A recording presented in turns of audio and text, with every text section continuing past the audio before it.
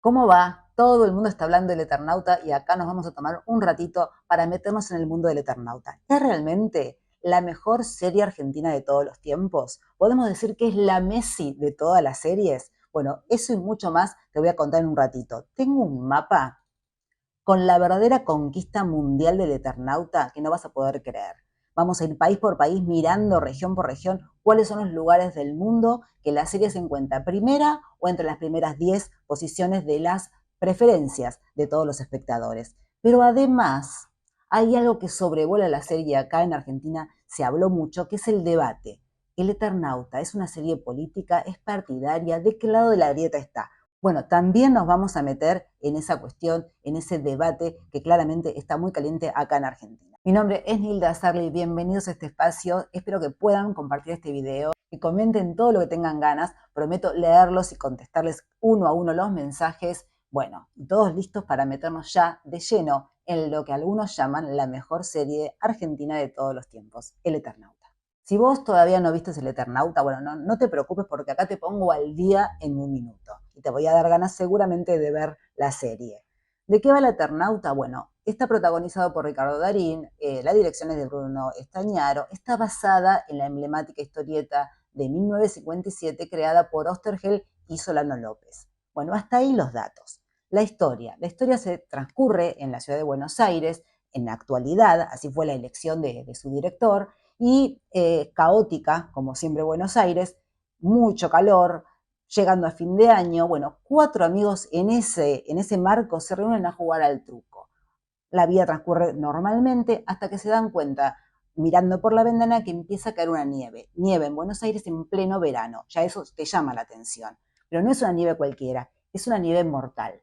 Entonces es como que en la vida cotidiana de estos protagonistas, de golpe el fin del mundo está golpeando sus puertas. Y toda la historia trata de sobrevivir. Y aquí abrimos un juego, aquí abrimos el primer debate al que se sometió el Eternauta. Es una serie política, es una serie claramente de ciencia ficción, pero tiene su mirada política y su mirada partidaria. Generó mucho debate la frase, el eslogan de la serie, que es nadie se salva solo. Pero la historia, cuando comienza la serie con los primeros capítulos, no pareciera demostrar que nadie se salva solo. ¿Por qué? Porque los protagonistas hacen otro camino y una frase que suena muy fuerte, mejor dicho, suenan dos frases muy fuertes. Una es, lo viejo funciona, y la otra es, el hombre es el lobo del hombre, marcando claramente esta última frase la forma, si se quiere, límite que se tiene para sobrevivir. ¿Cómo? Bueno, atacando o defendiendo a los propios y atacando a los ajenos. La serie fue lanzada en 200 países, de los cuales en 87 se ubicó entre los 10 primeros puestos dentro de la preferencia de todos los espectadores. Imagínense que el éxito es realmente mundial y nadie quiere perdérselo. Entonces, estos debates en los que venimos contando de qué lado de la grieta se encuentra el Eternauta terminan cayendo como al vacío. ¿Por qué? Porque es muy parecido cuando hace un gol la selección o hace un gol Messi. Nos abrazamos con el vecino y no nos importa de qué lado de la grieta está. Estamos todos festejando. De alguna manera, la marca argentina llega a infinidad de lugares del mundo. Les voy a mostrar en un ratito nada más el mapa para que ustedes tomen conciencia y lo puedan ver, porque realmente la imagen es muy, muy impactante. Pero volviendo ahora al debate si el Eternauta es política o no, si la serie es política o no, yo les diría que claramente es política. ¿Por qué? Porque es como cualquier obra artística, una canción, un cuadro, un libro, una ficción, una película, lo que quieran, tiene la impronta de su autor, tiene la impronta de sus creadores y quieren contarnos algo realmente, y eso que va como en el ADN de aquellos que crean algo artístico, en el ADN de los artistas, se transmite y conversa a través de la obra con nosotros que somos el público. Así que no tengamos miedo a la palabra política. El Eternauta, como cualquier expresión artística, tiene una parte en su ADN de algo político. Pero político no es lo mismo que partidario. Y me parece que acá hay que poner el punto y marcar bien la diferencia. No lo voy a hacer yo, lo va a hacer su propio director, Bruno Estañaro, porque le hicieron una entrevista muy, muy interesante que quiero compartir con ustedes. Era esto, ¿no? Mantener también ese espíritu, porque Oesterhel estaría disgustado con muchas cosas que está sucediendo actualmente y también había que mantener eso, ¿no? Sin Sí, necesariamente pero mira, caer en ese en sentido, yo evidente. como a mí lo que me pasa es que yo creo que me interesa más cuando se separa la opinión del autor en sí respecto de la lógica interna de la obra y siento que en definitiva Westergel mismo lo dice, o sea, él cuando escribió la primera versión del cómic, que es la que nosotros estamos tomando de base, Sí. si bien por supuesto era una tira política en el sentido de que su visión humanista de la vida estaba impregnado en la historieta, no era una tira militante, como por ahí sí lo fue la segunda La versión segunda parte, del claro. Eternauta.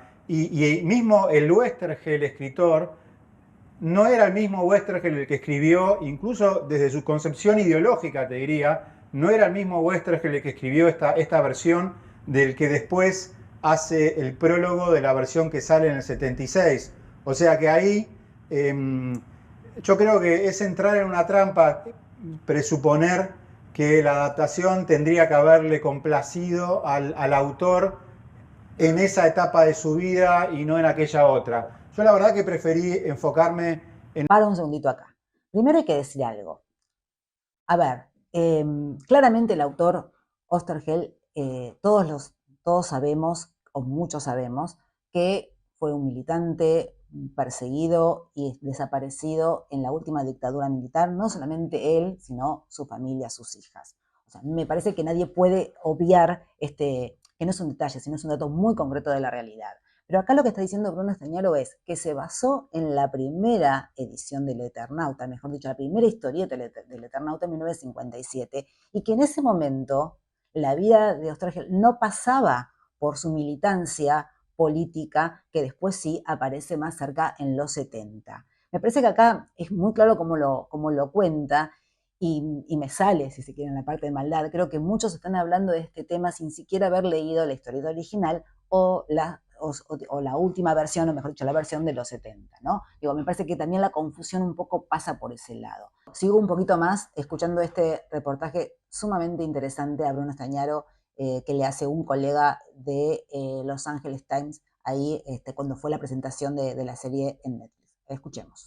Y creyendo que de esa manera era la mejor manera de rendirle tributo y no tanto quedando preso de cuestiones de orden externos a la obra. Ahora, también es cierto que la ciencia ficción ineludiblemente dialoga con el presente y uno, digamos, tiene una visión de las cosas y esa visión de las cosas posiblemente quede impregnado en lo que hace.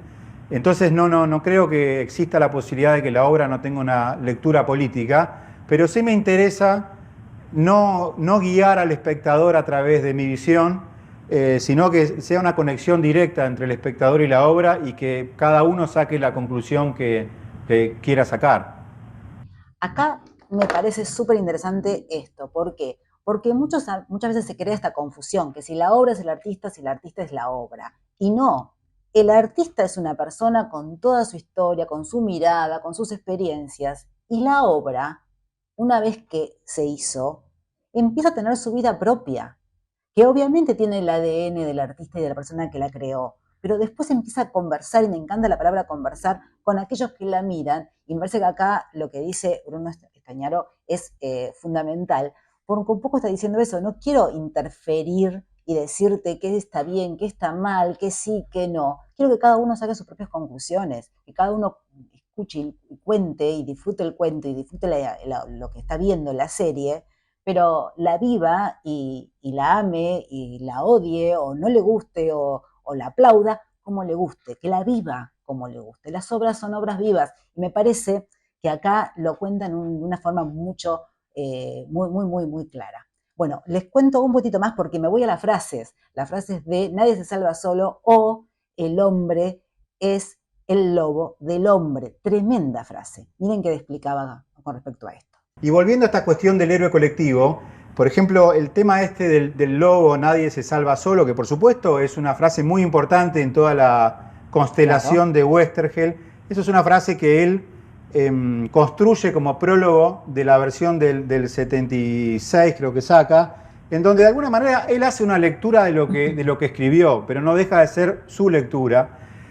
Ahora, yo cuando voy al Eternauta en sí, veo que eso no es algo que está dado de entrada, sino que es algo que los personajes van descubriendo y justamente eso es lo que Exacto. lo torna mucho más interesante. Porque si te fijas, la primera reacción que tienen los personajes, sobre todo asumiendo el punto de vista de Favali, quien es de alguna manera la voz autorizada dentro del grupo, es asumir una actitud de desconfianza hacia el afuera y permanentemente está presagiando que ahora que cayó, digamos, la autoridad, la ciudad se va a transformar en tierra de una tierra hostil y va a ser un hombre lobo del hombre, dice Favali. Y de hecho el relato recoge eso, o sea, no es que es una formulación de Favali, sino que inmediatamente sucede y a las pocas horas de que empieza la nevada ya hay conflictos entre los humanos que Bueno, derivan. todos los que vimos El Eternauta, invito a los que no, que se sumen a esta conversación y que lo puedan ver, vemos que al principio no es que los protagonistas son todos empáticos, buena onda, vamos todos juntos a salvar el mundo. No, cada uno sálvese quien pueda. Y me parece que también es importante remarcar esto, porque para llegar al final del camino tenemos que transitar ese camino. Y acá me parece sumamente eh, iluminado la forma que lo cuenta Estañaro, porque un poco te dice eso, sí, el eslogan es esto. O sea, la frase nadie se salva solo es digamos, lo que resume el Eternauta. Pero para llegar a eso, tuvimos que transitar todo lo otro. Y acá, de alguna manera, ahora les voy a mostrar el mapa donde Argentina con el Eternauta ocupa los primeros puestos y es como un gran orgullo contarlo.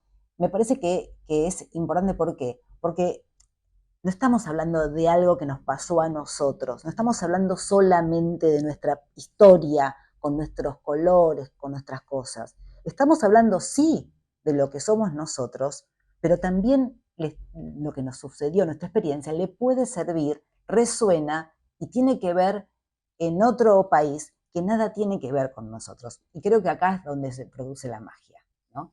Donde en los lugares impensados compran, disfrutan y conocen algo de la historia argentina. Ahora vamos al mapa. Ahora les muestro el mapa, que es realmente impresionante ver cómo nuestra serie, y nos ponemos así orgullosos como si estuviéramos gritando un gol, llega y ocupa los primeros lugares. Todo lo que está pintado de diferentes colores, bueno, son los lugares donde el Eternauta se encontró o llegó a ocupar entre los 10 primeros puestos en las preferencias de los espectadores, ¿no? Miren, bueno, obviamente acá en Argentina estamos desde que comenzó, desde que se estrenó la serie del 30 de abril hasta el 14 de mayo, está ocupando el número 1, ¿no? Los más oscuros tienen que ver con los que ocupan los primeros puestos.